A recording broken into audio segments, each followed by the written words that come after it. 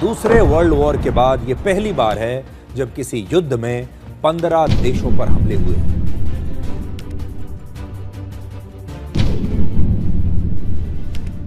एक और वॉर और मार्केट में वही पैनिक। निफ्टी 24,900 से गिरा, सेंसेक्स 80,200 से, और गेस करो कितने स्टॉक्स 3% से नीचे गिरे होंगे?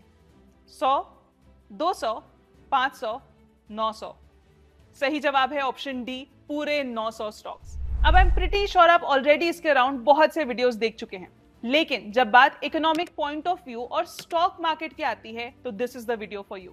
इस वीडियो में हम एक्सप्लेन करेंगे everything you should know as an investor about how the US Israel Iran war could impact the Indian economy and mainly stock market. पहले हम ऐसे 5 पॉइंट्स की बात करेंगे जो आपको इस इवेंट का पूरा इकोनॉमिक इंपैक्ट बता देगा। नेक्स्ट, स्टॉक मार्केट इंपैक्ट, जिसमें हम स्पेसिफिकली कमोडिटीज, प्रेशियस मेटल्स और इक्विटी ने कैसा बिहेव किया ये देखेंगे, और लास्ट में वो सेक्टर्स भी देखेंगे जिसने सबसे ज्यादा इसकी मार झेली।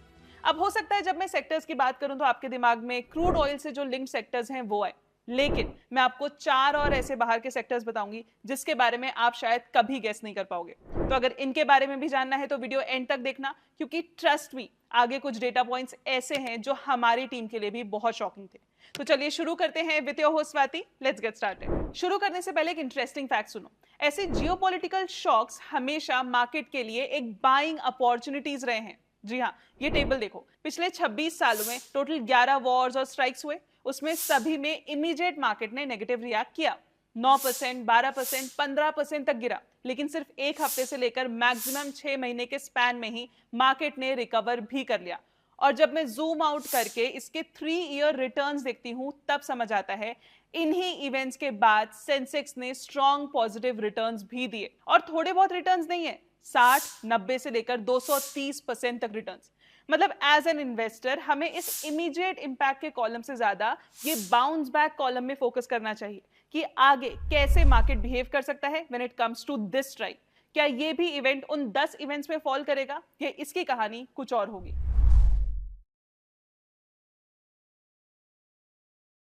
चलिए वो 5 पॉइंट्स देखते हैं जो ये बताएंगे कि इंडियन इकोनॉमी को सबसे ज्यादा कहां से नुकसान पहुंच रहा है। और आप विश्वास नहीं करोगे, इसका जवाब ईरान से आने वाला ऑयल नहीं है। रियल पिक्चर कुछ और है, इससे भी कहीं बड़ी। तो इस पूरी कहानी का इंपैक्ट इंडिया पर कैसा है ये हम 5 सवालों से समझेंगे, और इन्हीं सवालों के जवाब में पता चलेगा कि कहानी का हीरो कोई और है। पहला सवाल, इंडिया की डायरेक्ट ट्रेड और ऑयल डिपेंडेंसी ईरान पर कितनी है? सी, इंडिया और ईरान के बीच टोटल ट्रेड रफली 1.7 बिलियन डॉलर्स के आसपास है, और उसमें भी ज्यादा हिस्सा हमारे एक्सपोर्ट्स का है, इंपोर्ट्स का नहीं। समझ रहे हो? हम ज्यादा उन्हें एक्सपोर्ट करते हैं, उनसे इंपोर्ट नहीं करते। और एक इंपॉर्टेंट बात सुनो, पिछले कुछ सालों में इंडिया ने ईरानियन ऑयल पर डिपेंडेंसी काफी कम कर दी है। जी हाँ, हमने अपना ऑयल बास्केट ही डाइवर्सिफाई कर दिया। रशिया से डिस्काउंटेड ऑयल, यूनाइटेड स्टेट्स से शिपमेंट्स और मिडिल ईस्ट के मल्टीपल सप्लायर्स। तो हम ईरान पे उतना ज्यादा डिपेंडेंट है ही नहीं ऑयल के लिए जितना हवा बनाई जा रही है। इसलिए सिर्फ इंडिया ईरान ट्रेड देखकर पैनिक करना इनकम्प्लीट पिक्चर है। यहीं से आता है हमारा दूसरा सवाल, क्या इंडिया को बिल्कुल फिक्र करने की जरूरत नहीं है? फिक्र करना है, पर ऑयल कौन देगा इसकी नहीं, बल्कि ऑयल कहां से आएगा। मतलब straight of Hormuz. For those who don't know, straight of Hormuz एक बहुत ही नैरो पैसेज है। इस सकरे से पैसेज से दुनिया के टोटल ऑयल कंजम्पशन का लगभग 1/5 हिस्सा पास होता है। इसलिए ये वर्ल्ड का सबसे बिजी ऑयल रूट माना जाता है, जो इंडिया के लिए भी उतना ही इंपॉर्टेंट है। इंडिया अपनी टोटल क्रूड ऑयल रिक्वायरमेंट का लगभग 85% इंपोर्ट करता है, और इंडिया के ऑयल इंपोर्ट का लगभग आधा हिस्सा इसी रूट से आता है। तो प्रॉब्लम ये नहीं है कि हम ईरान से कितना ऑयल लेते हैं, इशू ये है कि ग्लोबल ऑयल मार्केट इंटरकनेक्टेड है। अगर सप्लाई का रिस्क बढ़ता है तो क्रूड का प्राइस स्पाइक करता है, मतलब इंडिया के लिए इकोनॉमिक थ्रेट होगा। अब आता है तीसरा सवाल, अगर ऑयल प्राइसेस स्पाइक हो गए तो क्या होगा? सोच के देखिए, क्रूड ऑयल का प्राइस अचानक $10 पर बैरल बढ़ जाता है। जब ग्लोबल प्राइस बढ़ता है तो हमें ज्यादा डॉलर्स देके वही तेल खरीदना पड़ सकता है। अब हर $10 का इंक्रीज इंडिया के एनुअल इंपोर्ट बिल को रफली 12 से 13 बिलियन डॉलर तक बढ़ा देता है। मतलब तेल का दाम बढ़ा सिर्फ $10 और हमारा बिल बढ़ा 12 से 13 बिलियन से। इससे देश में महंगाई तो बढ़ेगी ही, लेकिन साथ ही करंट अकाउंट डेफिसिट भी बढ़ेगा। अकाउंट डेफिसिट मतलब देश डॉलर्स में कमाएगा कम और खर्च ज्यादा होगा। बेसिकली फॉरेन अकाउंट घाटे में चलेगा। अभी कैट 1.2% ऑफ जीडीपी है। अगर ये सिर्फ 50 बेसिस पॉइंट से भी बढ़ा तब रुपी विल ऑल्सो स्टार्ट रिएक्टिंग। जिससे आता है हमारा चौथा सवाल, क्या आरबीआई और गवर्नमेंट इस शॉक को इजीली हैंडल कर पाएंगे? अगर इन्फ्लेशन बढ़ता है तो RBI easily interest rate cut नहीं कर पाएगा। हायर इंटरेस्ट रेट का मतलब लोन महंगा होगा, ईएमआई महंगी होगी, कंजम्पशन स्लो होगा, बिजनेस एक्सपेंशन भी स्लो होगा। अब गवर्नमेंट की साइड अगर देखें तो अगर सरकार पेट्रोल डीजल पर टैक्स मतलब एक्साइज कम करे ताकि आम आदमी को रिलीफ मिले तो शॉर्ट टर्म में अच्छा लग सकता है, लेकिन फ्यूल टैक्स गवर्नमेंट की बड़ी इनकम है। टैक्स कट हुआ तो इनकम कम हुई, जिससे बोरोइंग बढ़ेगी, मतलब बॉन्ड यील्ड्स ऊपर, मतलब इंटरेस्ट रेट्स पर प्रेशर आएगा। रिजल्ट फिस्कल डेफिसिट आएगा। हेंस ये शॉर्ट टर्म रिलीफ है, लेकिन लॉन्ग टर्म में टेंशन होगा। नेक्स्ट सवाल जो कि सबसे इंपॉर्टेंट है, क्या इसके अलावा भी कुछ हिडन रिस्क हैं? अनफॉर्चुनेटली यस, और ये इसलिए इंपॉर्टेंट है क्योंकि इसकी कोई बात ही नहीं कर रहा। इंडिया के लगभग 40 बिलियन के non oil export middle east और नॉर्थ अफ्रीका रीजन को जाते हैं, और इनमें से काफी शिपमेंट्स इसी स्ट्रेट ऑफ हॉर्मुज रूट से पास होती हैं। मतलब अगर यहां डिसरप्शन आता है तो ट्रेड टेम्परेरी स्लो हो सकता है। साथ ही millions of Indians Middle East में काम करते हैं और हर साल 40 से 50 बिलियन डॉलर के आसपास पैसा भेजते हैं इंडिया में। अगर रीजन में लंबी इंस्टेबिलिटी होती है तो ये रेमिटेंस इनफ्लो भी इंपैक्ट हो सकता है। मतलब रिस्क सिर्फ ऑयल का नहीं है, ट्रेड और डॉलर इनफ्लो का भी है। तो दोस्तों असली इशू ईरान से आने वाला ऑयल नहीं है। अगर ऑयल $80 पर बीबीएल के नीचे रहता है और कॉन्फ्लिक्ट लिमिटेड होता है तो रिकवरी पॉसिबल है, लेकिन अगर ब्रेंट $95 to $100 रेंज में सस्टेन करता है तो अर्निंग्स एस्टिमेट रिवाइज होंगी। Airlines, paints, chemicals, OMCs, logistics, सबका कॉस्ट स्ट्रक्चर इंपैक्ट होगा। और एक बात, अगर हॉर्मुज रिस्की हो गया तो यूएस और यूरोप जाने वाले कार्गो को अफ्रीका के नीचे मतलब केप ऑफ गुड होप से रीराउट करना पड़ेगा, जिससे 15 से 20 दिन एक्स्ट्रा लग सकते हैं। फ्रेट और इंश्योरेंस कॉस्ट बढ़ेगी, इन्फ्लेशन स्पाइक कर सकता है और वैल्यूएशन मल्टीपल्स कंप्रेस हो सकते हैं। इसीलिए क्रूड आज डोमिनेंट मैक्रो फैक्टर है। मतलब मार्केट सिर्फ वॉर हेडलाइन प्राइस नहीं कर रहा, मार्केट ये देख रहा है ऑयल कितनी देर हाई रहता है, डिसरप्शन टेम्पररी है या प्रोलॉन्ग, और इन्फ्लेशन बढ़ेगा या नहीं। विद दिस आरबीआई रेट करेगा या पॉज करेगा, और क्या गवर्नमेंट फिस्कल प्रेशर में आएगी। तो मैक्रो लेवल पे हम इन्वेस्टर्स को इन फैक्टर्स पे नजर रखनी है, लेकिन साथ ही ये भी देखना है कि ये सब मार्केट के अंदर कैसा दिख रहा है। इक्विटीज क्या सिग्नल दे रहे हैं, क्या गोल्ड और सिल्वर अभी भी सेफ हेवन बन रहे हैं, और कौन से सेक्टर ज्यादा रिएक्ट कर सकते हैं। तो चलिए वो भी देख लेते हैं। We'll start with commodities and precious metals. You know, weekend पर यूएस, इजराइल और ईरान के बीच जो एस्केलेशन हुआ, उसका सबसे पहला रिएक्शन इक्विटी से ज्यादा कमोडिटी मार्केट्स में दिखा था। सबसे पहले ऑब्वियसली ऑयल पे ब्रेंट क्रूड ने रफली 9 से 11% का जंप लिया और $80 प्लस के आसपास ट्रेड करने लगा। दूसरा रिएक्शन कहा था गोल्ड पे, और आप तो जानते ही हैं कि जब भी जियोपॉलिटिकल अनसर्टेनिटी बढ़ती है, प्रेशियस मेटल्स नेचुरली स्पॉटलाइट में आ जाते हैं। Investors currency volatility, oil driven inflation और ब्रॉडर मार्केट रिस्क से हेज करने के लिए गोल्ड की तरफ शिफ्ट करते हैं, और इंडिया में तो और एक एक्स्ट्रा लेयर ऐड होती है। अगर रुपी वीक हो जाए तो चाहे ग्लोबल गोल्ड प्राइस स्टेबल हो, डोमेस्टिक गोल्ड फिर भी महंगा हो सकता है। मतलब double effect, global move plus currency impact. Silver भी साथ में मूव करता है, लेकिन थोड़ा ज्यादा वॉलेटाइल तरीके से। हालांकि मार्केट ओपनिंग में स्ट्रॉन्ग अप मूव के बाद हमने देखा कि गोल्ड और सिल्वर ने अपने इनिशियल गेन जरूर गिव अप कर लिए। ये टिपिकल रिस्क रिएक्शन है। जब अनसर्टेनिटी बढ़ती है, पैसा सेफ्टी और हेजिंग दोनों ढूंढता है। अब इक्विटी मार्केट्स देखते हैं। इस सिचुएशन में multi commodity exchange of India यानी एमसीएक्स एक इंटरेस्टिंग एग्जांपल बन जाता है। एमसीएक्स का बिजनेस सिंपल है, जितना ज्यादा प्राइस में हलचल उतनी ज्यादा ट्रेडिंग। जब गोल्ड, सिल्वर और क्रूड तेज ऊपर नीचे होता है, लोग हेज करने और ट्रेडिंग करने के लिए सबसे ज्यादा एक्टिव हो जाते हैं।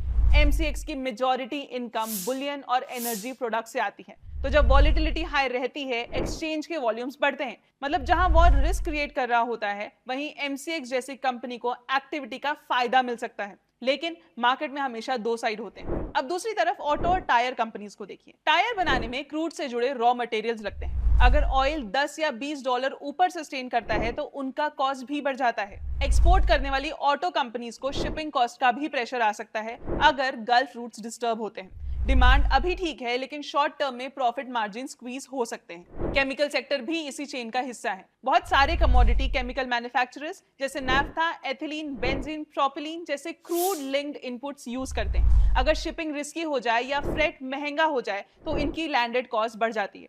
ऊपर से ग्लोबल डिमांड ऑलरेडी थोड़ी स्लो है, तो हर बार प्राइस बढ़ाकर कॉस्ट पास करना इजी नहीं होता। अगर कॉन्फ्लिक्ट लंबा चलता है तो अर्निंग्स पर प्रेशर आ सकती है। लेकिन हिस्ट्री एक चीज बताती है, जियोपॉलिटिकल पैनिक में जल्दी एग्जिट करना अक्सर गलत डिसीजन साबित होता है। जैसे कि हमने देखा, पहले भी जब वॉर या कॉन्फ्लिक्ट के टाइम मार्केट गिरा, रिकवरी का फेज काफी फास्ट आया। जो लोग पैनिक में बेच कर निकले वो बाउंस मिस कर गए। हाँ, अगर कॉन्फ्लिक्ट प्रोलॉन्ग हो जाता है और मिडिल ईस्ट की स्पेंडिंग या प्रोजेक्ट स्लो पड़ते हैं तो उन कंपनीज को रियल इंपैक्ट भी हो सकता है जो वहां से रेवेन्यू लेते हैं। शॉर्ट डिस्ट्रप्शन मैनेजेबल होता है, लेकिन अगर डिले और पेमेंट स्ट्रेच हो जाए तब ऑर्डर बुक्स और कैश फ्लो दोनों में प्रेशर आ सकता है। लेकिन व्हाट इफ मैं कहूं कि इस कॉन्फ्लिक्ट का असर सिर्फ ऑयल पे डिपेंडेंट सेक्टर्स पे नहीं, बल्कि इसका असर इंफ्रास्ट्रक्चर, ज्वेलरी, आईटी सर्विसेज, यहां तक कि एग्रीकल्चर पे भी पड़ सकता है। चलिए देखते हैं India significant Middle East exposure. दोस्तों, मिडिल ईस्ट इंडिया के लिए सिर्फ तेल का सोर्स नहीं है। वहां Indian companies roads, power plants, desalination projects, IT services और ज्वेलरी रिटेल तक का काम करते हैं। फॉर एग्जाम्पल, लार्सन एंड टर्बो का लगभग 37% ऑर्डर बुक मिडिल ईस्ट से लिंक्ड होता है। जब एस्केलेशन की न्यूज आई, स्टॉक ने इंट्राडे अराउंड पे 7% तक करेक्शन देखा था, क्योंकि मार्केट को डर था कि अगर वहां प्रोजेक्ट्स डिले हुए तो फ्यूचर रेवेन्यू इंपैक्ट हो सकता है। इसी तरह केईसी इंटरनेशनल और वीए टेक वाबैक जैसे प्लेयर्स के on ground projects Saudi Arabia, UAE या ओमान में चल रहे हैं, उनका एक्सपोजर ऑपरेशनल डिपेंडेंसी क्रिएट करता है। चाहे काम स्मूथली ही क्यों ना चल रहा हो, लेकिन मार्केट एग्जीक्यूशन रिस्क को पहले प्राइस इन करता है, इसलिए वहां भी शॉर्ट टर्म करेक्शन देखने को मिला। कल्याण ज्वेलर्स का केस थोड़ा अलग है। उनका गल्फ रिटेल स्ट्रॉन्ग ग्रो कर रहा था। Q3 FY26 में middle east revenue almost 28% grow हुआ, लेकिन अगर रीजनल कंज्यूमर सेंटिमेंट वीक होता है तो ज्वेलरी जैसे डिस्क्रिशनरी खर्च पर असर आ सकता है। इसलिए स्टॉक भी न्यूज के बाद प्रेशर में आई। स्टॉक ने 4% से ज्यादा का इंट्राडे डिप देखा आफ्टर रिकवरिंग एट क्लोजिंग। अब एग्रीकल्चर एंगल देखिए। इंडिया के 5 major basmati market Saudi, Iran, Iraq, UAE और येमेन सब मिडिल ईस्ट में हैं, और ये ही वो मार्केट्स हैं जो इंडिया के लगभग आधे बासमती एक्सपोर्ट्स का इंजन चलाते हैं। अगर रीजन अनस्टेबल होता है तो एक्सपोर्ट्स और फार्मर्स दोनों इंपैक्ट हो सकते हैं। ऊपर से एलएनजी सप्लाई का इशू। कतार से आने वाले गैस फर्टिलाइजर प्लांट्स के लिए इंपॉर्टेंट रॉ मटेरियल है। अगर सप्लाई डिसरप्ट होता है तो फर्टिलाइजर प्रोडक्शन स्क्वीज हो सकता है। गवर्नमेंट को या तो सब्सिडी बढ़ानी पड़ेगी जिससे फिस्कल प्रेशर बढ़ेगा, या फिर शॉर्टेज अलाउ करनी पड़ेगी जिसका इंपैक्ट रूरल इनकम पर पड़ेगा, और रूरल डिमांड स्लो हुई तो पूरी कंजम्पशन चेन पर असर आ सकता है। और मान लो अगर इंस्टेबिलिटी यूएई जैसे ट्रेड हब तक पहुंचता है जो इलेक्ट्रॉनिक्स एक्सपोर्ट्स का मेजर डेस्टिनेशन है, तो इंपैक्ट सिर्फ ऑयल तक लिमिटेड नहीं रहेगा। सप्लाई चेन्स, एक्सपोर्ट्स और वर्किंग कैपिटल सब पर रिपल इफेक्ट आ सकता है। इसलिए ये सिर्फ हेडलाइन इवेंट नहीं है। जियोपॉलिटिकल टेंशन का इंपैक्ट धीरे धीरे कंपनी के प्रॉफिट्स, कैश फ्लो और बैलेंस शीट तक पहुंच सकता है, और यहां से पिक्चर और ब्रॉडर हो जाती है, क्योंकि अब बात सिर्फ सेक्टर्स की नहीं, पूरी इकोनॉमी की डायरेक्शन की है। दोस्तों, as we know, rupee already 91 plus पर डॉलर जोन में ट्रेड कर रहा है। ऊपर से यूएस प्रेसिडेंट ट्रम्प का स्टेटमेंट है कि कॉन्फ्लिक्ट 4 हफ्ते से ज्यादा स्ट्रेच हो सकता है। अगर ऐसा होता है तो क्रूड एलिवेटेड रह सकता है, और उसका डोमिनो इफेक्ट आप अब समझ ही चुके हैं। Inflation pressure, fiscal tension, rate cut delay, earnings impact. लेकिन इस पूरी कहानी का सबसे इंपॉर्टेंट टेक अवे क्या है? पहला, इंडिया डायरेक्टली ईरान पर डिपेंडेंट नहीं है। Real risk global oil price और सप्लाई रूट्स का है। दूसरा, शॉर्ट टर्म स्पाइक मैनेजेबल होता है, लेकिन अगर ऑयल 95 to $100 रेंज में सस्टेन करता है तब मैक्रो प्रेशर रियल हो सकता है। तीसरा, इंपैक्ट सिर्फ ऑयल कंपनीज तक लिमिटेड नहीं है। Infra, jewellery, auto, chemicals, agriculture export सब इंटरकनेक्टेड है। और चौथा, हिस्ट्री ने दिखाया है कि मार्केट्स इनिशियल शॉक एब्जॉर्ब कर लेते हैं। पैनिक टेम्पररी होता है जब तक फंडामेंटल स्ट्रक्चरली ब्रेक ना हो। कई बार ऐसे जियोपॉलिटिकल शॉक्स के दौरान मार्केट बॉटम भी बना लेते हैं, क्योंकि मैक्सिमम फियर के टाइम पर ही मैक्सिमम सेलिंग होती है। लेकिन अगर कॉन्फ्लिक्ट प्रोलॉन्ग हो जाए तो सिलेक्टिव सेक्टर्स में जेन्युइन अर्निंग्स रिस्क आ सकता है। इसलिए इन्वेस्टर के लिए मैसेज सिंपल है, हेडलाइन से ज्यादा ऑयल को देखो, ऑयल से ज्यादा ड्यूरेशन को देखो, और ड्यूरेशन से ज्यादा फंडामेंटल्स को देखो। यही मेजर टेक अवे है। अब सवाल आपसे है, आपको क्या लगता है, ये करेक्शन सिर्फ पैनिक रिएक्शन है या लॉन्ग टर्म स्ट्रेस का सिग्नल है? कमेंट करके जरूर बताओ। अगर वीडियो वैल्यूएबल लगा हो तो लाइक करो, चैनल सब्सक्राइब करो और अपना व्यू शेयर करो। मिलते हैं अगले वीडियो में। Investments in securities market are subject to market risks. Read all the related documents carefully before investing.